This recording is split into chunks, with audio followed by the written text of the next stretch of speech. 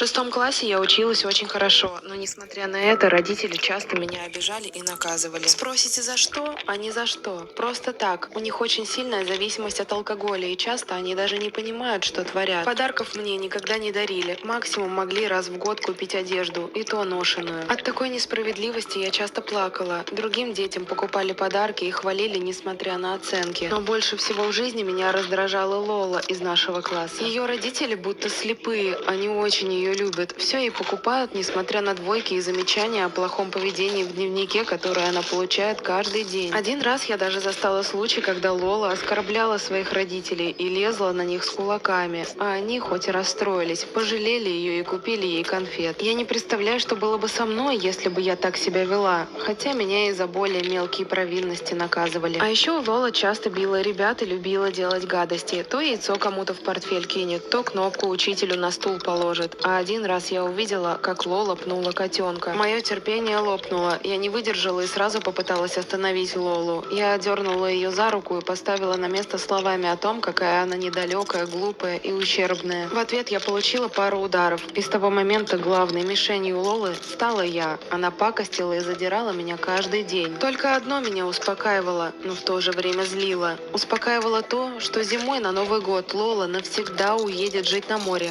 А злило то, что она этого не заслуживает. С каждым днем Лола становилась все хуже и переходила все грани. Один раз испортила мне портфель, в другой день ударила в спину. Я упала, и она ногами избила меня. В последний учебный день в школе, когда нам раздавали новогодние наборы с конфетами, Лола отобрала мой набор, попрыгала на нем, раздавив все конфеты и выкинула в помойку. Придя домой, я очень ждала поддержки от родителей, но когда они увидели испорченный портфель, еще сильнее меня наказали. Я думала, я не выдержу всего этого. Одно спасало, что скоро Новый год, и Лола уедет навсегда. Но, несмотря на это радостное событие, я грустила, так как понимала, что единственный ребенок, который не получит подарков от родителей, это я. Вот, наконец, наступили новогодние каникулы, и Лола навсегда пропала из моей жизни. Но, несмотря на это, я была опустошена. У всех праздник, веселье, новогодние чудеса, а у меня тоска. Наступило 31 декабря. Когда родители сказали, что уйдут отмечать к друзьям, я обрадовалась. Зато смогу спокойно посмотреть новогодние программы. По крайней мере, никто на меня не будет орать. Никакой праздничной еды родители мне не оставили. Единственное, что я припрятала на праздник, это небольшой пакетик сока и пару конфет, которыми со мной поделились одноклассницы после того, как Лола испортила мои. В общем, весь день я просидела перед телевизором. Сначала смотрела новогодние фильмы, а вечером начался концерт по Первому каналу. В телевизоре все веселились, а я сидела одна со своим пакетиком сока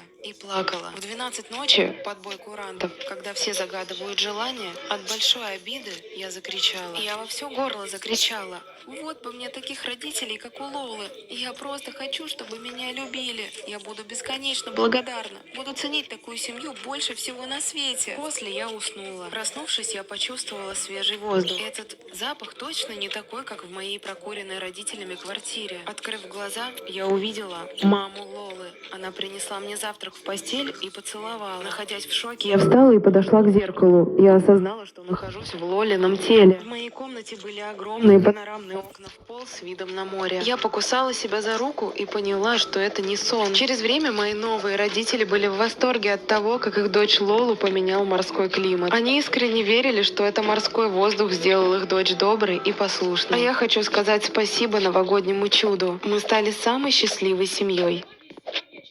В моем классе я единственная училась на отлично. Оказалось, что моей успеваемости кто-то очень завидовал из класса. В один день меня подставили. Сказали учительнице по математике, что я ее оскорбляю за спиной. И что самое обидное, учительница в это поверила и стала меня заваливать, ставить тройки и двойки. Орала на меня за каждую мелочь и звонила, жаловалась родителям, преувеличивая и обманывая, что я отвратительно себя веду. Из-за этого у меня испортились отношения с родителями. Эта несправедливость убивала меня. Я постоянно плакала. И вот однажды ко мне подошла Катя из класса и призналась, что это она сказала учительнице. Сказала, что ее мучает совесть, и она все исправит, расскажет учителю правду. Катя действительно призналась Птичка не хотела выглядеть глупо и решила валить плохими оценками нас обеих. Мне было безумно обидно, но я не могла ничего с этим сделать. Родители меня не слушали. Моя жизнь превратилась в какой-то кошмар. Однажды по дороге со школы я встретила на улице кого-то, переодетого в Деда Мороза. Глаза у него были злые, брови хмурые, совсем не как у доброго Дедушки Мороза. Но на эмоциях злости я ему все рассказала, и с той же злости загадала желание, чтобы этой учительницы больше не было.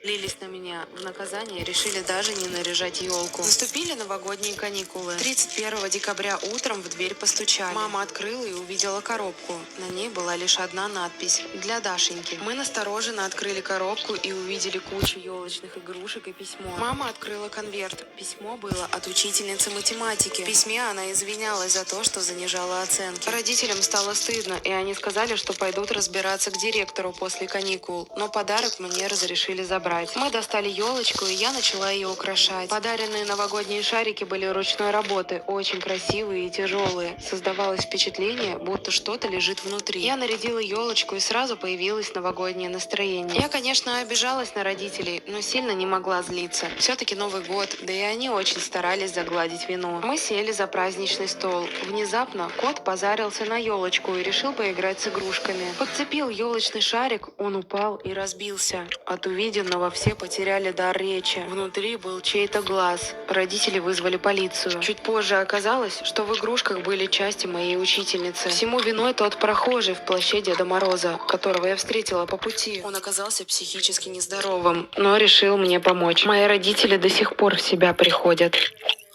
Мы с родителями живем в деревне. У нас очень уютный дом. Самое мое любимое место в доме — это гостиная на первом этаже, потому что там у нас находится камин и елочка с красивыми украшениями. Недавно в доме рядом у нас появился новый сосед. Я была ему очень рада, ведь его дом был самым красивым. Дядя Коля украсил его гирляндами с огоньками, разными украшениями. Когда я видела его дом, сразу чувствовалось новогоднее настроение и радость. Также у дяди Коли на участке было слеплено очень много снеговиков. Все они были разные и очень красивые. Единственное, что портило новогоднее настроение, это то, что в деревне с наступлением зимы стали пропадать люди. Взрослые. Но несмотря на это, родители опасались отпускать меня гулять. Иногда все же разрешали, но только до 4 часов. Однажды пропал мой отец. Его телефон был отключен. Он уехал, а домой не вернулся. Мы с мамой очень горевали. Но через пару недель маме пришлось выйти на работу, и она оставила меня с дядей Колей. С ним было интересно. Мы весь день играли, пили чай с тортом. Единственное, меня очень смущало, что дядя Коля украсил дом только снаружи, а внутри он был, как у прошлого хозяина, и абсолютно без украшений. Через время пропало еще много взрослых, и некоторых детей даже увезли в детские дома. Я начала безумно переживать за маму, но она меня успокаивала и старалась возвращаться домой не одна. В очередной раз, когда я осталась у дяди Коли, я спросила, почему он украшает дом только снаружи. На что дядя Коля улыбнулся и сказал, что ему просто не хватило украшений, и что ему приятно видеть улыбки людей. Днем я не знала, чем заняться, и дядя Коля предложил вместе слепить снеговика. Я давно хотела попробовать и согласилась, ведь дядя Коля мастер в этом деле. Почти весь двор в снеговиках. В итоге мы сделали с ним самого красивого снеговика и сделали так, чтобы его голова смотрела прямо в мое окно. Дядя Коля сказал, что я очень талантливая, и сказал, что снеговик будет следить за нами и охранять дом. Мне даже спокойней стало. Через некоторое время мне показалось, что мой снеговик немного изменился, но несмотря на это, я его очень любила. Вот, наконец, наступила долгожданная новогодняя ночь. День был просто сказочным. В 12 часов пробили куранты. Я загадала желание и побежала к окну на второй этаж, услышав местный салют. Но вместо салюта я увидела сильный пожар. Горел дом дяди Коли. Все его снеговики начали таять. И мой тоже. Я побежала с криками обратно к маме. Она вызвала пожарных и тоже побежала к окну посмотреть. Я побежала следом. Когда мама выглянула в окно, то сильно закричала и упала без сознания. А я испугалась и побежала к окну попросить моего снеговика, чтобы он нас спас. Когда я подошла к окну, я прищурилась, чтобы лучше разглядеть снеговика. На растаявшей части снеговика я увидела половину лица отца и других пропавших людей в других снеговиках. Я тоже потеряла сознание. Несколько лет мы проходили лечение у психиатров. Оправиться от той травмы было сложно. Теперь я больше всего боюсь снеговиков, а дядю Колю так и не нашел этот дом. Из его хозяина он сделал первого снеговика.